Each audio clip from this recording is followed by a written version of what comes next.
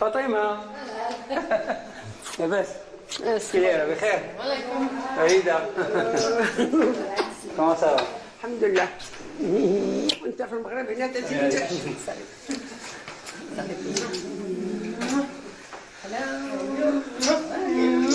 Bon, ne regarde pas mes photos anciennes. Là, j'avais 18 ans, je pense. J'étais déjà une année en Belgique. D'accord. À l'époque, avoir une moustache, c'était bien. مشى صغير بزاف عرفتي وكانت الصدمه جاتني صدمه ايوا الحمد لله اللهم لك الحمد نسيت السواد ديال الطوموبيل ديالك في جيبي. ماشي ملي مشيتي Non. لا مشيتي باقي ما عرفتش Non, mais j'avais pas. ما عنديش البيرمي غير دار لي حليت الكوف ولا شي حاجه. وخليتي السواج وخليت السواج في جيبي جاو من الطياره شي واحد اخر جا خدام. Je me rappelle de ce stress. Les premières bêtises. باقي صغير مشيتي باقي On sent qu'il est tellement bien là où il est. Il est tellement heureux avec ce qu'il a fait, ce qu'il peut faire là-bas. Et c'est un homme très généreux de toute façon. Je lui témoigne une reconnaissance infinie par rapport à tout ce qu'il fait. Ma fille l'appelle le Père Noël. Dans ses jeunes années, Monsef Slaoui a milité dans les rangs de l'UNEM et a été séduit par les idées d'Ilal Hamam. Déçu par la politique, il se plongera dans ses études et cherchera à impacter le monde autrement. J'ai beaucoup milité et j'avais l'ambition d'aider à ce qu'il y ait plus de justice dans le système. Bien sûr, à cet âge, on est aussi idéaliste. Fondamentalement, mes valeurs n'ont pas changé. Et puis quand j'étais gosse, mais bien sûr, ça c'est la perception évidemment d'un adolescent, je suppose. Et je trouve que à l'époque, j'avais l'impression que la distance entre nous et les pays plus développés était en fait moins grande qu'elle ne l'est aujourd'hui.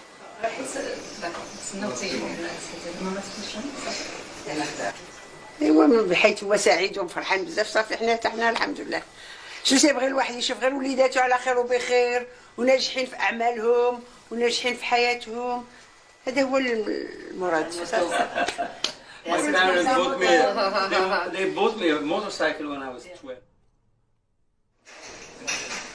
Le séjour marocain du chercheur touche à sa fin avec un rendez-vous marquant organisé par la Chambre de commerce britannique au Maroc dans un grand hôtel de la métropole. Sa rencontre avec le public lors d'une conférence sur le Maroc, hub de l'innovation et de la recherche et développement. Un grand merci à nos partenaires. Un budget, dans la tête de tout le monde, c'est fait pour être dépensé. Et donc quand on donne un budget aux chercheurs, il est dépensé. J'ai banni le mot budget, j'ai introduit le mot investissement. Parce que quand on fait un investissement, on s'attend à un retour. On a une raison d'investir et on a un objectif.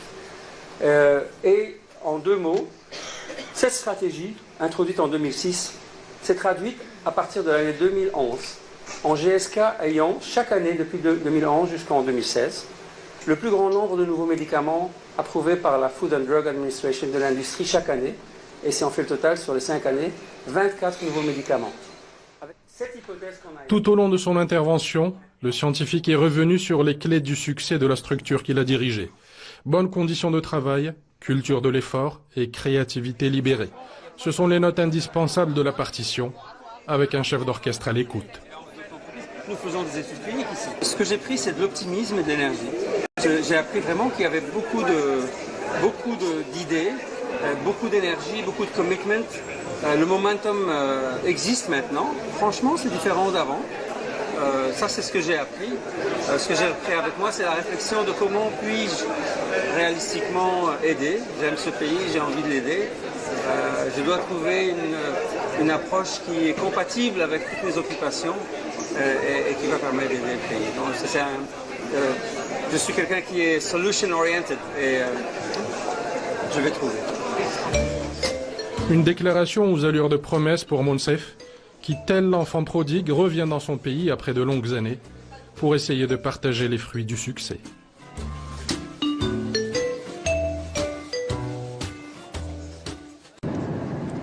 Nous quittons la banlieue chic de Philadelphie pour le Maroc. Direction Ben Guerir, à l'université Mohamed VI Polytechnique, où le docteur Slaoui est attendu par le professeur Melka. Directeur de l'Institut de formation et de recherche en biotechnologie et ingénierie médicale, le professeur Melka souhaite développer un projet de recherche scientifique avec Monsef Slaoui. J'ai passé une bonne partie de ma vie dans des laboratoires.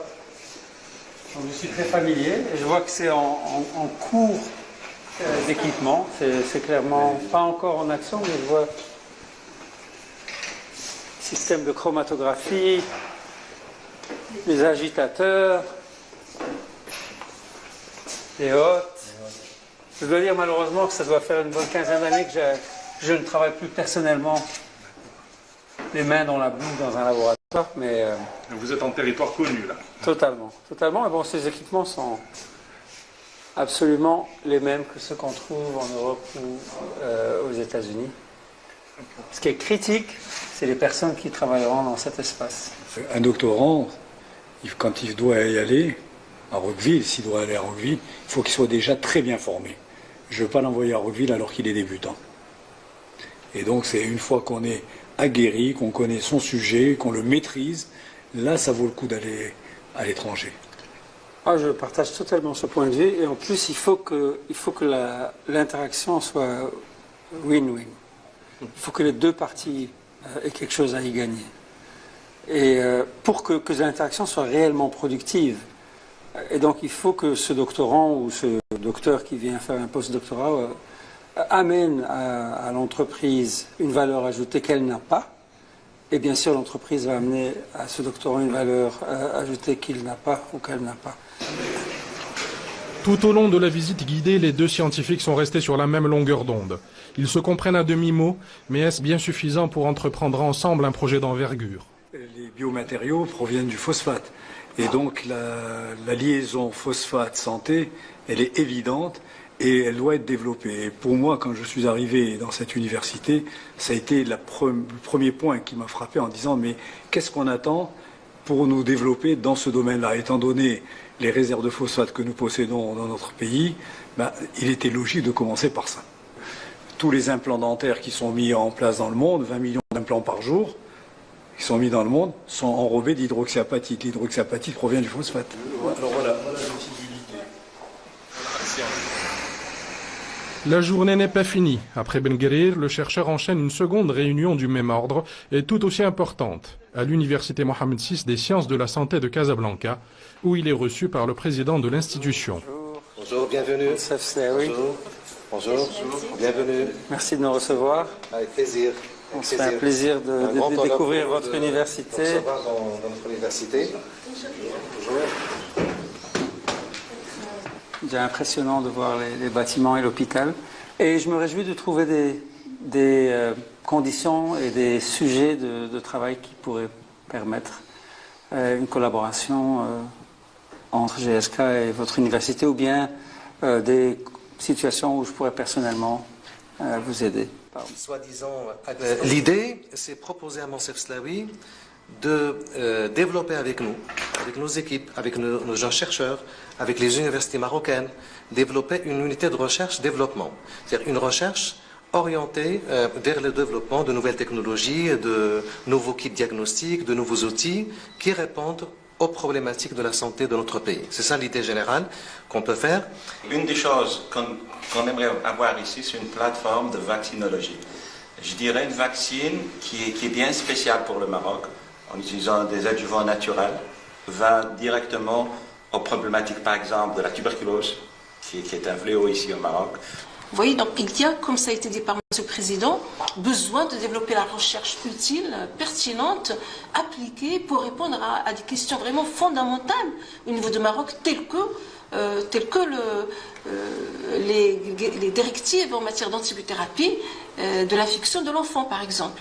Ce que je suis disposé à vous aider dans la réflexion, c'est d'identifier des questions de recherche dans lesquelles il y a un win-win pour les deux parties. Parce qu'alors, il y a une motivation réelle d'investir parce qu'il y aura une connaissance et une information qui sera relevante pour le Maroc, pour l'université et pour le collaborateur industriel.